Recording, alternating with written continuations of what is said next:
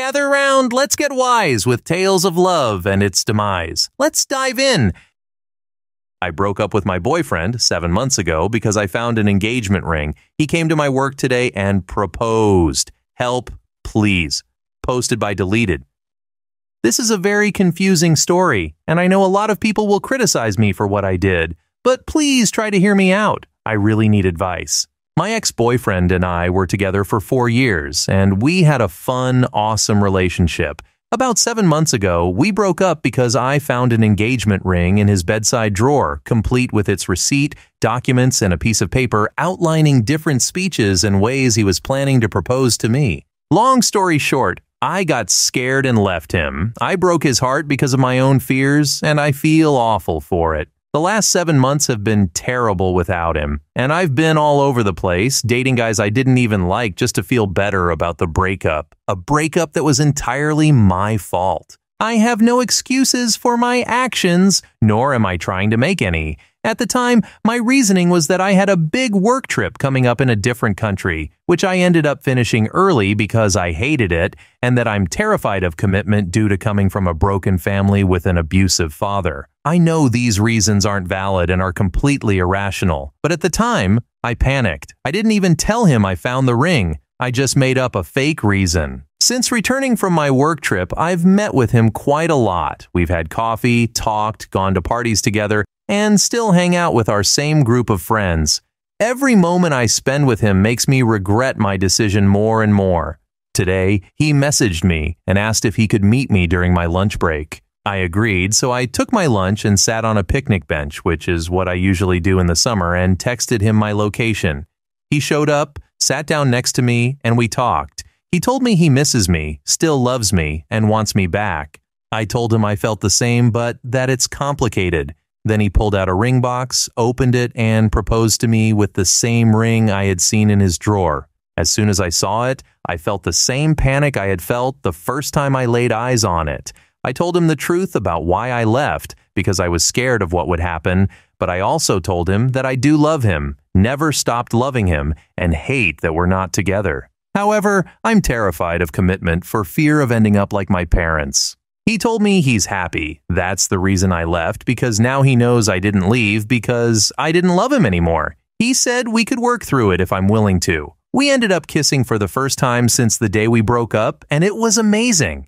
He gave me the ring box, told me to think about it, and left. Now, I'm sitting at home, looking at the gorgeous sapphire ring he picked out and wondering what's wrong with me. What should I do? How do I go about this? How can I overcome my fear of commitment and be with the only man I've ever loved? Edit. Please stop commenting or private messaging me about how things will be different when I have kids of my own or saying things along those lines. I can't have children. Edit 2. After reading more comments about the age gap, I'm now questioning everything. His motives, the age difference, his behavior, etc. I feel so stupid for not seeing all these red flags because I was blinded by love. Now I'm also wondering if he even loved me or if I was just a young fling for him. Edit 3. Yes, I know I may be jumping to conclusions about the red flags, but this is only a brief snippet of 4 years. I'm having second thoughts about his behavior during the relationship and certain warning signs I didn't see. It's only because I'm getting an outside perspective without emotion that I'm seeing the other side. I was emotional at first when I wrote this post, and as you can tell, I'm all over the place because this situation isn't exactly normal. He's reading all these comments, and we've spoken on the phone since, but he won't discuss it with me over the phone. So until I've finished work and he's come over to my house, I can't come to a solution with him or even get answers about his intentions. Wait, what the hell? How did Reddit come to the conclusion that this guy is being abusive and has a million red flags from this post just because of an age difference? That is not automatically a red flag at all. I'm so confused, but I guess we'll see in the update. Stay tuned, folks. Update. First of all, I'd like to thank everyone for their input on my previous post. I know it was all over the place, and at first, I was on the defensive in the comments, refusing to see the situation from any angle other than my own. But as time went on and I received more responses and messages, my point of view shifted. Thank you for persevering with me and helping me see things from a different perspective. I really appreciate it. If you kept up with the last post and followed it to any extent, then you'll know that I was meeting with my ex after work today to discuss the whole proposal and the relationship in general. Well, I did. He came to my place after work. I'm crying as I type this because the majority of you were right about him. My heart feels broken and I don't know what to do from here. I can go into much more detail in this post as opposed to my last one, and I can clarify things more now because I'm no longer defending him. This post is going to be very long, so I'm warning you now. You may be here for a while. When he came to my house, my best friend was also there for support. She went upstairs and kept the bedroom door open to make sure that if I needed help, I could get it. He was not happy that she was there. I told him the only way I would speak to him is if she was present because I didn't think being alone together was appropriate. First of all, he went on a tangent about how I should never have made that post and that I was stupid to do it. He's asked me like 1,000 times to remove it. Because I changed the password to the account before making the post, he's extremely angry that he can't take it down. He was focused on that at the beginning until our conversation progressed, and he became increasingly irate, pacing back and forth, huffing and puffing and throwing things. Whenever he made accounts, he would always make sure that everything related to the account was under his control. For those of you who didn't read the comments previously, or for those who just wanted more info, when he and I were together, he would have me create accounts that were solely for adult content. First of all, it started with a Tumblr account where he would post content we'd made together, such as pictures and videos, and share them with his friends to brag. Then that progressed into making Reddit accounts for me, where he'd have me post about any sexual experiences we'd had together or sexual experiences that he'd planned for me, most of which I wasn't comfortable with. I mentioned in the comments last time that he'd use phrases like, "If you love me, you'll do it. You know how happy it would make me? You'll enjoy it," and "Vanilla is boring. You don't want me to be bored." He'd use those phrases to get me to engage in certain sexual behaviors, involve his friends, have us do CNC, consensual non-consent, and specifically plan for something to happen so that he could then get me to write a detailed post about it. The public posting of the experiences excited him, and I wanted to make him happy. And before you mention it, as multiple people have on the first post, this current account, which I'm posting this on, he made and had me use during our breakup. He asked me to delete all the other accounts and posts and instead repost them on this account. Stupidly, I didn't question his intentions, and I know I was naive. I just thought that since I had hurt him, it was the least I could do. Obviously, to him, that meant he still had some sort of control over me, even despite our breakup. His lack of access to the account now really infuriates him. We spoke about our sex life, and I asked him why he treated me like basically a sex toy, and why he would pressure me into doing all those things when he knew I was apprehensive. He denied it, saying there was no pressure from him. He just thought I would enjoy all those things, and would want to do them with him to have a healthy sex life, his words. Honestly, by this point, I could see through his lies, and they had no effect on me anymore. They just made me angry. I started to feel a bit more sane, like I could finally stand up for myself, and like my feelings for him were no longer blinding me. I was just angry that he would blatantly lie to my face. We argued, and he snapped at me saying, "You should consider yourself lucky that I've not put any of what I have on you on social media. I could ruin your life, but I choose not to because I love you, and I'm not that type of person." Who even says that? It's such a passive threat, so now I'm expecting that to happen at some point soon. Then the conversation moved on to that God-forsaken ring. I told him it was inappropriate and unfair for him to propose out of the blue after 7 months of no romantic contact.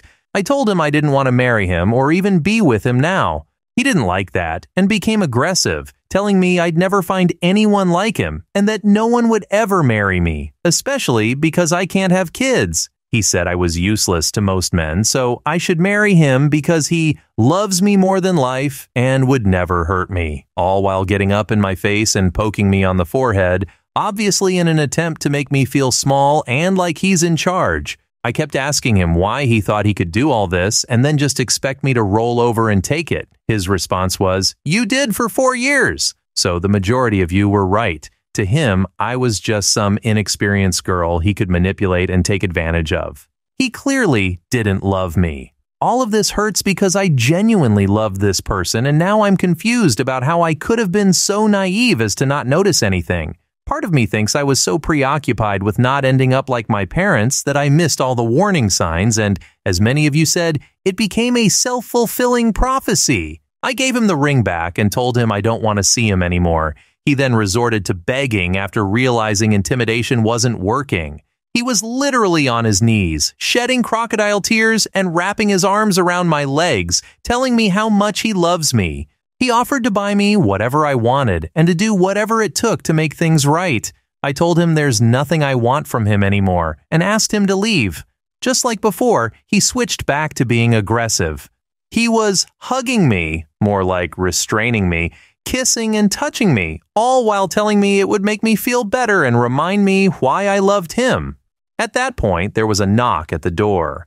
My friend had texted her dad about what was happening, and he came over to ask him to leave, warning that he'd call the police otherwise. As he was leaving, he threw the ring box at my head for no apparent reason. My friend's dad pushed him out the door while he shouted all sorts of abuse at me. That was the end of that encounter, but now I'm expecting he won't leave me alone, especially after his veiled threat that he could ruin my life. I've arranged to talk to my manager tomorrow to warn her about what happened and the possibility that he may post things about me on social media in an attempt to get me fired. My best friend's dad said he'll take me to the police station tomorrow to start a report, so if anything else happens, I can eventually get a restraining order against him. Thank you for all your advice. Seriously, I received a lot of criticism on my last post, but I'm thankful to the people who kept giving me advice even when I was defending him and in denial. Without you, I wouldn't have had the courage to end it. I also wouldn't have been able to see it from a different perspective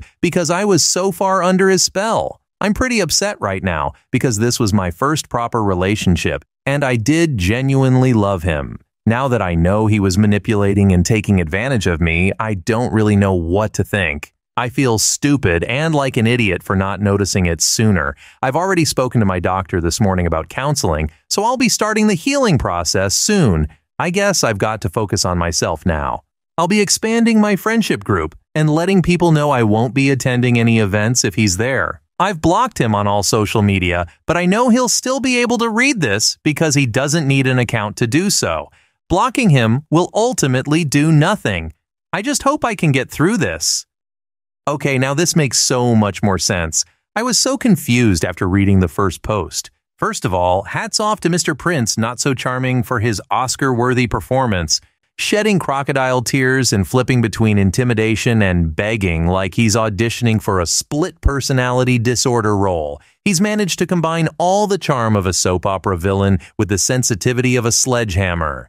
Your ex sounds like he's angling for a role in the next season of Toxic Love Island Manipulators Edition. Honestly, it's like he went to the school of cliched emotional manipulation and graduated summa cum laude.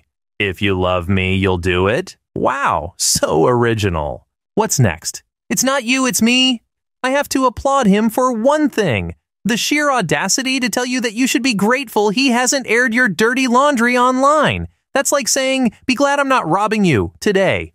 He may have wanted to put a ring on it, but you put the brakes on him. You've got legal stuff in the works and counseling on the horizon. Keep it up, OP. You're getting ready to leave this whole grim tale in the rear view, and I couldn't be prouder. Hey, wait! As always, don't forget to like, share, and subscribe, and let me know what you're thinking in the comments below. And of course, make sure you stay safe out there in that crazy world. Much love. Peace.